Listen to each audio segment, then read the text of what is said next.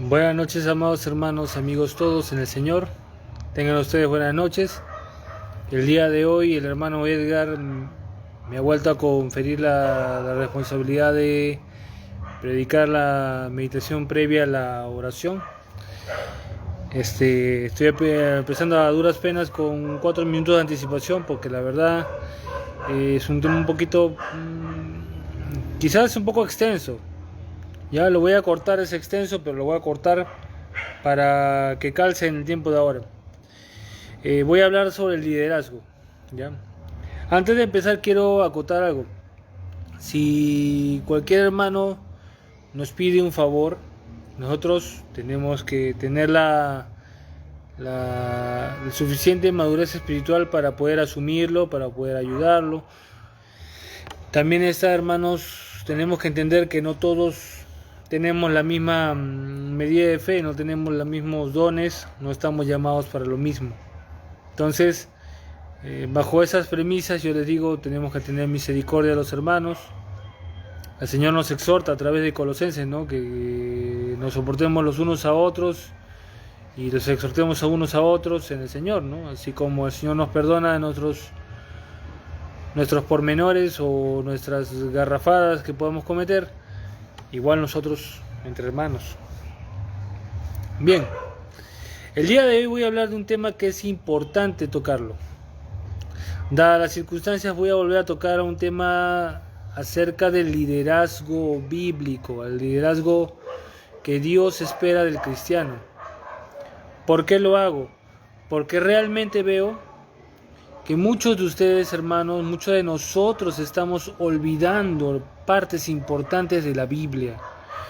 Y eso da pie a que tengamos líderes, llámese pastores, presidentes, vicepresidentes, lo que sea. En cualquiera de las esferas, nosotros los cristianos debemos aprender a medir lo que estamos haciendo. Debemos aprender a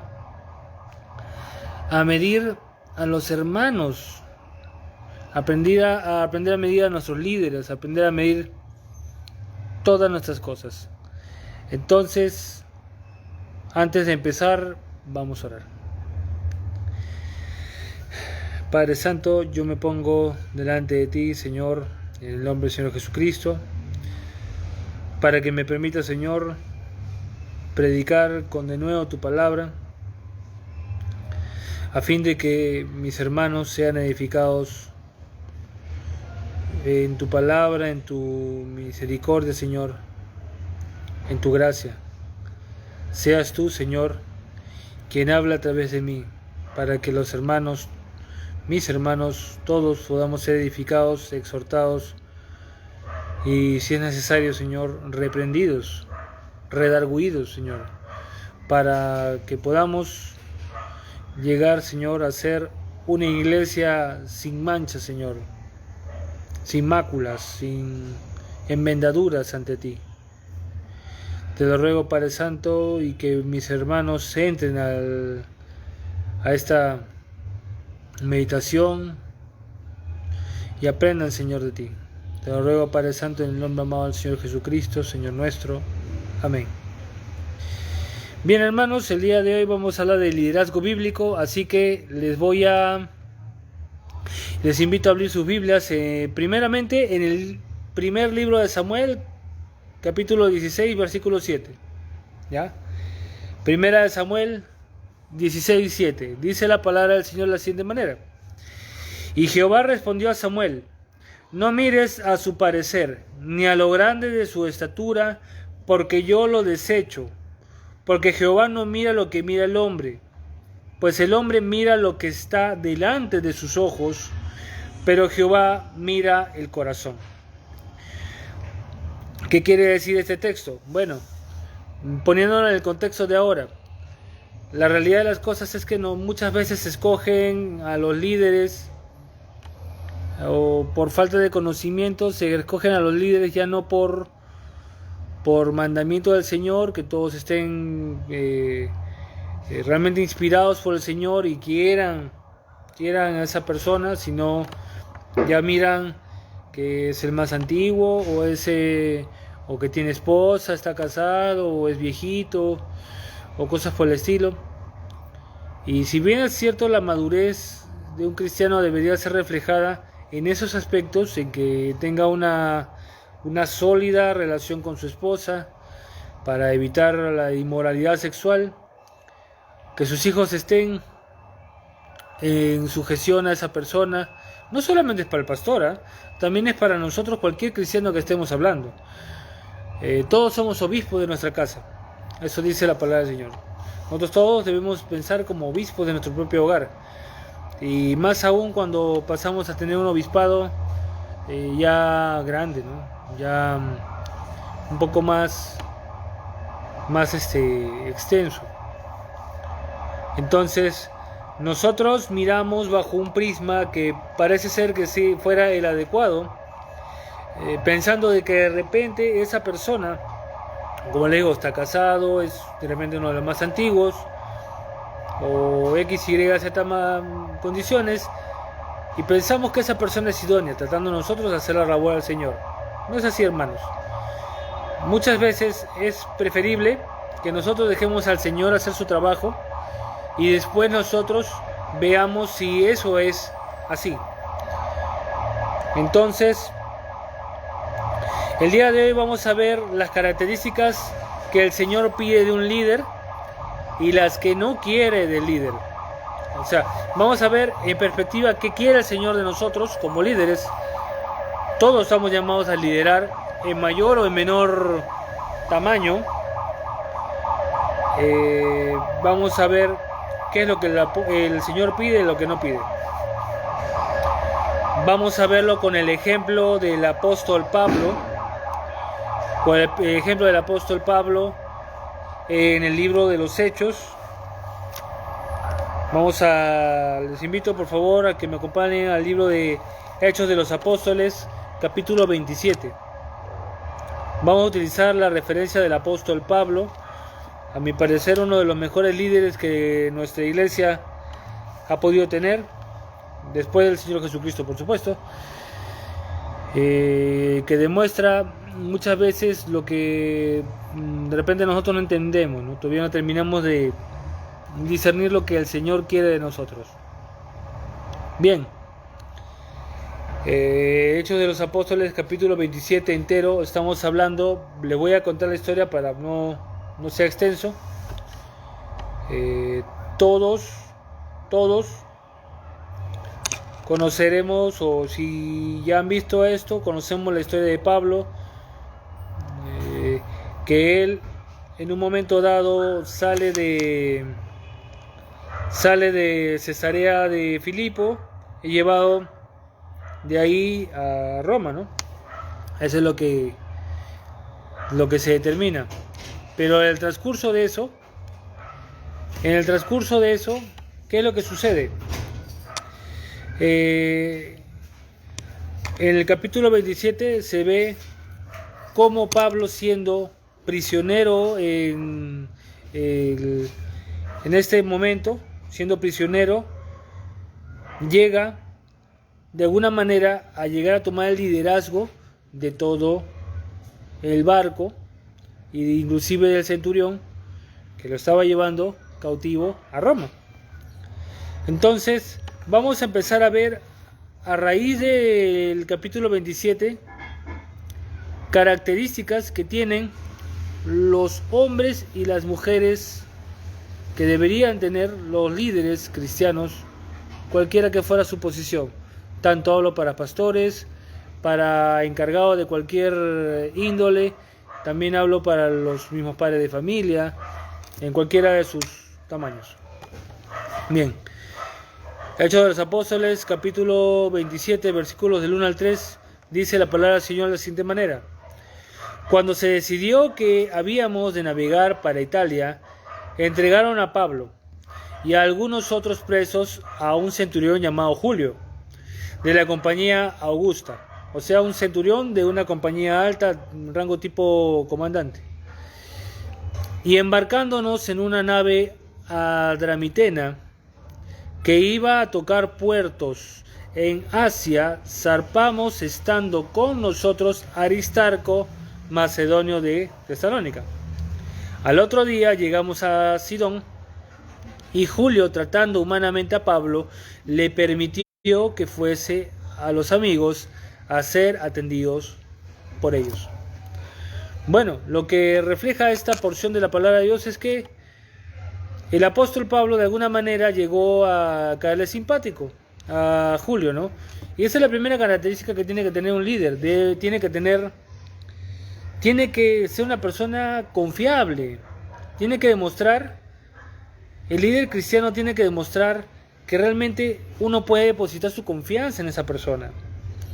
Porque si vemos el hecho, en ese entonces, para los centuriones romanos, el perder un preso de la calidad de Pablo, ¿no? Una persona que para los judíos era un peligro, para los romanos también era como una especie de peligro, porque hablaba de un rey que estaba sobre todos los reyes, y entonces era un preso político, ¿no? No cualquier persona hablaba con Pablo, eran tres reyes que hablaron con él, ¿no? Entonces, esto, ¿a qué nos lleva? Sino que Julio, siendo centurión romano, es lo que les dice: bueno, ve en Pablo una persona confiable, que no le iba a hacer ningún daño.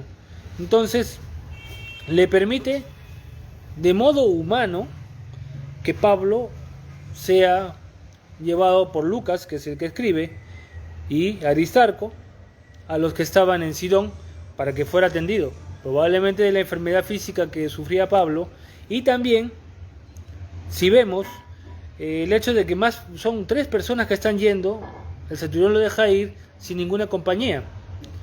Entonces, Julio confiaba en Pablo. Y esa es una de las primeras características que debemos ver de un líder, más aún en un líder cristiano. Entonces, y él honra su palabra porque vuelve, ¿no? ¿Por qué Pablo estaba en una posición deteriorada? Evidentemente porque 2 años y algo preso, con mala alimentación, mal dormido, probablemente azotado, probablemente con muchas tribulaciones, la habrían puesto de esa manera, ¿no? La primera característica del líder es que tiene que ser confiable, que una persona pueda confiar su vida en él.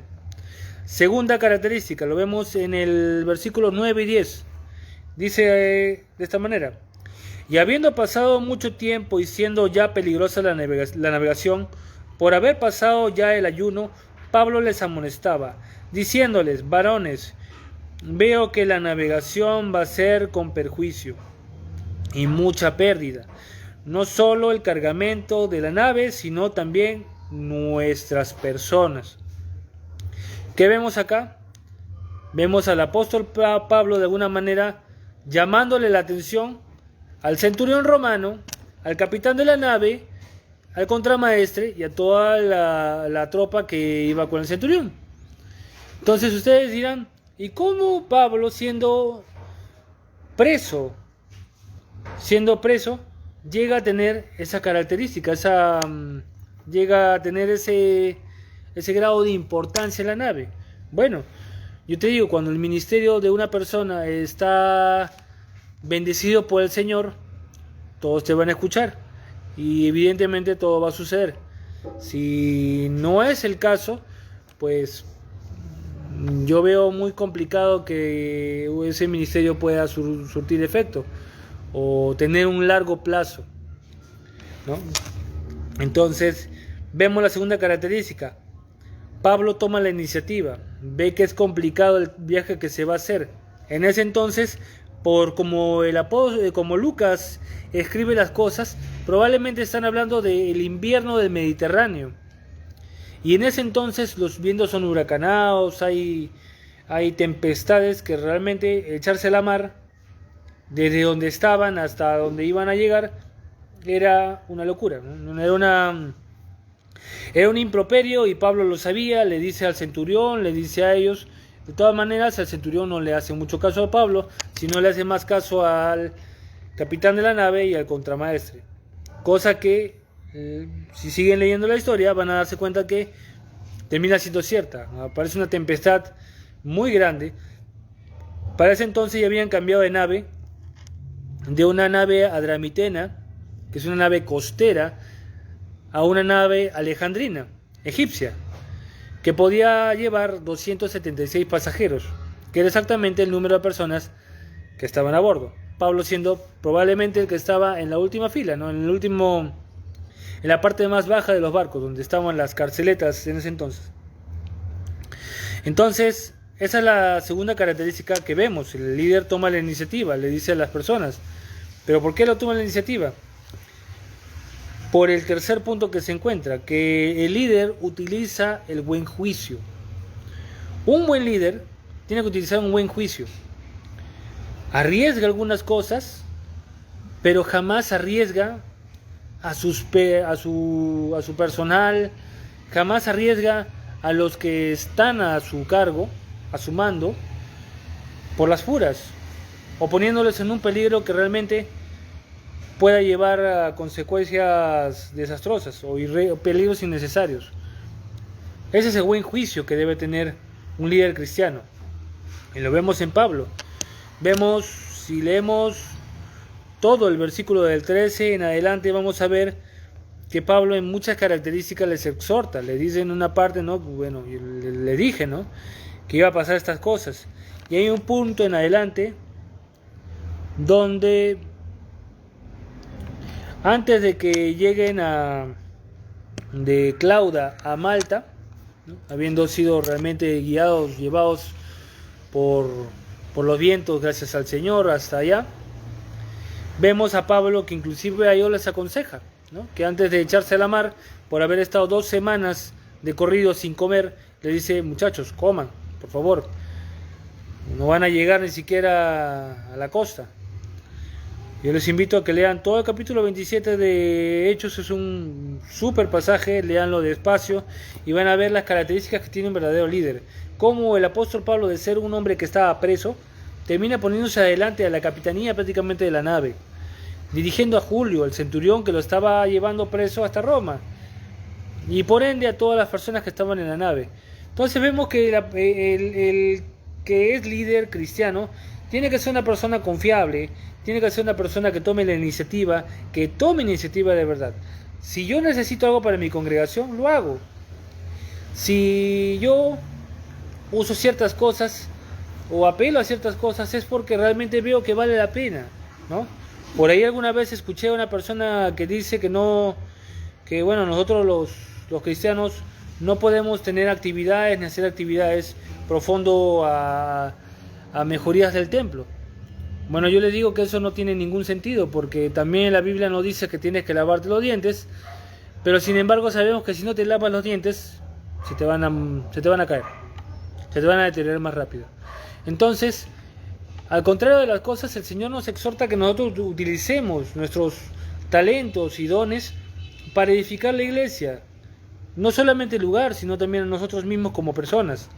Entonces, yo veo que no tiene sin un líder, quien quiera que sea, no es confiable, o por lo menos las personas no pondrían su confianza en esa persona, porque no da esa talla, no se le ve así, no toma iniciativa, no tiene un buen juicio. Entonces es una persona que no tiene un liderazgo real.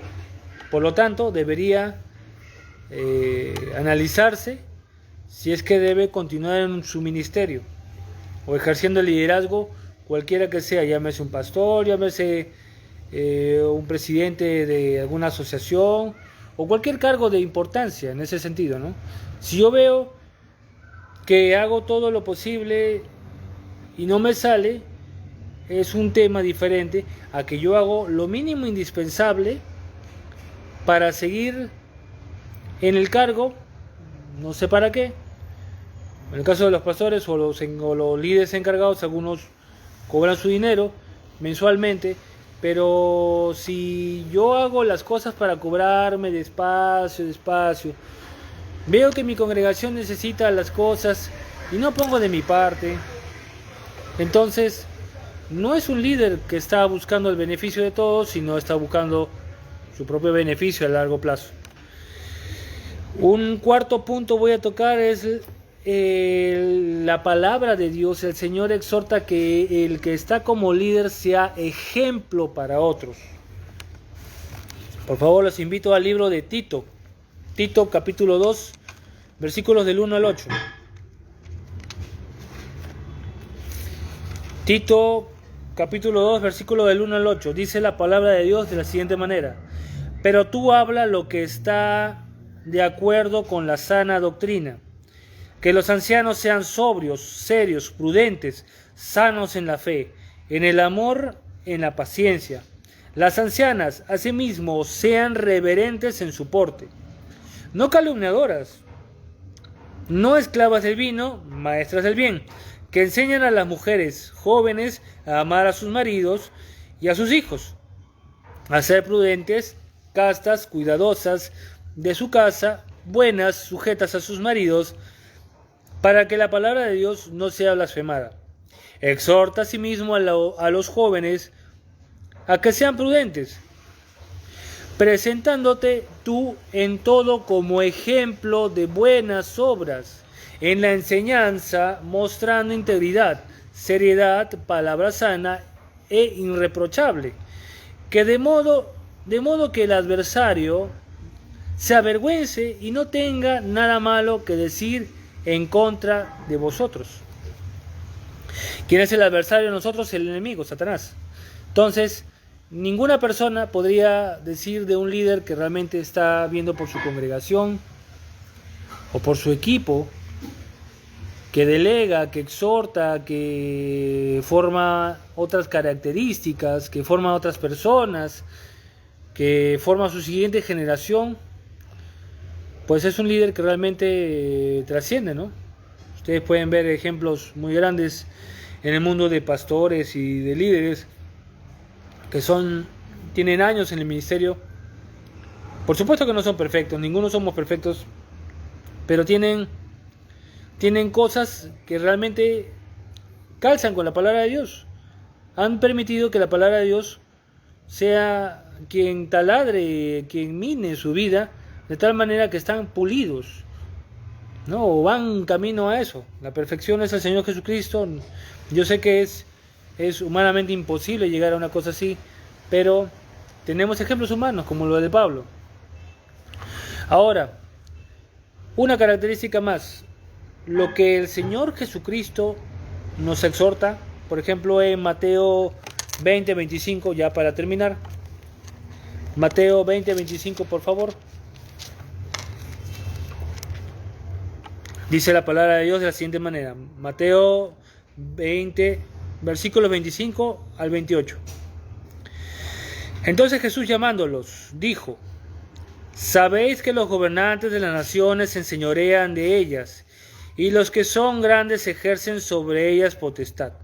Mas entre vosotros no será así, sino el que quiera hacerse grande entre vosotros será vuestro servidor.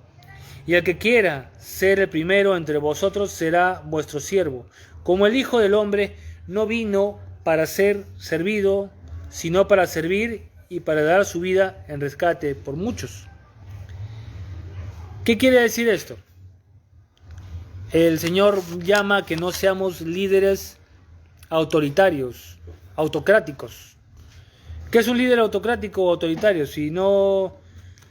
Si me permiten dar 4 puntos que definen a un líder, cualquiera que sea, en el ámbito que sea, autocrático o autoritario. Primero, que se enojan cuando se les cuestiona, ¿no? Que no quieren rendir cuentas o no quieren congraciarse con sus sublevados. Gobiernan solos. No desarrollan otros líderes. Yo como líder tengo que desarrollar a otra persona que pueda hacer lo mismo que yo al pasar el tiempo. Quieren ser obedecidos porque tienen la posición. Digamos así que algunas personas, como los presidentes, por ejemplo, el presidente de la República, él es elegido por voto popular y tiene 4 años de mandato, los cuales tienen que ser obedecidos casi a rajatabla. No hay mucha esto. Ahora, bueno, en estos tiempos que ya las personas están despertando y le están diciendo, bueno, nosotros te escogimos, nosotros te sacamos de ahí. Lo mismo aplica en el mundo cristiano. Lo mismo aplica actualmente en el mundo cristiano. No debería ser así. El Señor Jesucristo nos dice que no debe ser así. Mas entre vosotros no será así. ¿No será qué? Un gobierno autoritario. Un gobierno autocrático. Yo decido porque yo soy el encargado, yo decido porque soy el pastor, yo decido porque soy el presidente de la asociación, de la iglesia, de la junta directiva, de cualquier organización. No es así, hermanos. Nosotros no podemos ser así, somos cristianos. El cristiano líder de verdad tiene la capacidad de desarrollar a otros líderes que hagan lo mismo. Si es el pastor, a otros ancianos que tengan la capacidad de desarrollar lo mismo. Tener más de una persona a su alrededor, ¿por qué? Porque la obra cansa. Porque nosotros no tenemos la última palabra, la tiene el Señor. Porque nos vamos a equivocar, nos vamos a cansar, vamos a cometer errores. Y tenemos otros ancianos que con amor y mansedumbre nos van a decir, hermano, está equivocado. Pero si yo soy un líder, ya me reprendieron una vez. Ya me lo dijeron frente a la congregación. Me lo siguen repitiendo frente a la congregación. Veo que empiezo a dar órdenes, pero ya mis subalternos o en el caso de la iglesia, las ovejas que el Señor me dio de su redil, ya no me hacen caso. ¿Qué quiere decir esto? El Señor te está diciendo, bueno, ya basta de ti. Si tú sigues por ese camino, vas a terminar congregándote solo. Entonces, si tú quieres ser un presidente, un pastor, un ministro de la multiforme gracia del Señor, y no te das cuenta que tienes que ser una persona que las personas quieran realmente confiar en ti, que tengas iniciativa propia, ¿no?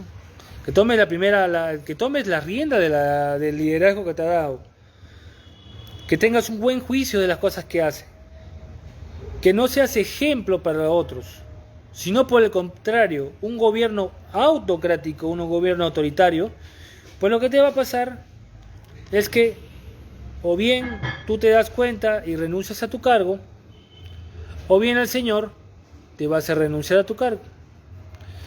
Lo digo de esta manera, lo digo porque realmente de repente, de esta manera a muchos hermanos se les pueda salvar de que el Señor los llegue a ellos a disciplinar directamente, ¿no? Yo preferiría 1000 veces, si yo fuera mi caso, no yo fuera de repente el encargado de alguna congregación, me dicen, hermano, usted está haciendo mal. Y yo no me corrijo, y sigo en la misma actitud, pensando que yo soy el único que tiene la palabra. Entonces, yo veo que va a ser bastante complicado que esa persona prospere en un ministerio fructífero, ¿no? Que lleve mucho fruto como el Señor quiere, que realmente sea ejemplo para otros, primeramente para nosotros y en segunda opción está claro el mundo, ¿no? Es exactamente a lo que el Señor nos ha mandado, a extender su gran comisión, a mostrarnos en amor los unos por los otros, porque así mostramos que somos siervos del Señor. Entonces, ese es el mensaje de hoy. Los pedidos de oración, de repente ya los dio el hermano Juan. Yo les digo que de todas maneras yo voy a tratar de buscar un pastor, ya que estoy en el seminario. Voy a hablar con los pastores que ya me dan cursos, ya me están enseñando de varios temas, para ver de repente hay alguna persona que nos pueda ayudar. Voy a seguir orando con ustedes. Espero también ustedes, hermanos, que oren porque llegue un pastor, o que el Señor levante un líder que realmente, conforme al corazón que el Señor pide, haga las cosas. Yo no quiero tocar susceptibilidades, pero lo necesitamos, porque veo que hay mucha desidia, hay pocos hermanos que realmente vienen acá al templo a hacer las cosas. Entonces es que de repente nos estamos enfriando, o el enemigo nos está machacando. El último. El último. Ya. O el enemigo nos está haciendo problemas para poder volver a tener nuestro primer amor. Entonces yo les exhorto, hermanos, a que oren por volver a tener su primer amor, oren porque llegue un pastor, oren porque realmente las necesidades del templo sean suplidas, oren porque realmente, ¿no?, en algún momento tengamos una administración y una congregación de hermanos que rinda frutos, que camine con la congregación, que puedan todos hablar de un mismo idioma, seamos todos de un mismo sentir. Es lo que yo más quiero. Por eso les invito, hermanos, en el nombre del Señor Jesucristo, a que todos nos pongamos realmente a reflexión y veamos si estamos haciendo las cosas a la luz de la Biblia o según nuestros propios corazones, que son falibles y que realmente necesitan mucho del Señor. Que Dios los bendiga mucho, hermanos. No se olviden, el día domingo hay asamblea general de miembros. Es urgente, hermanos, que todos nos juntemos para tomar decisiones. Que Dios los bendiga mucho. Buenas noches.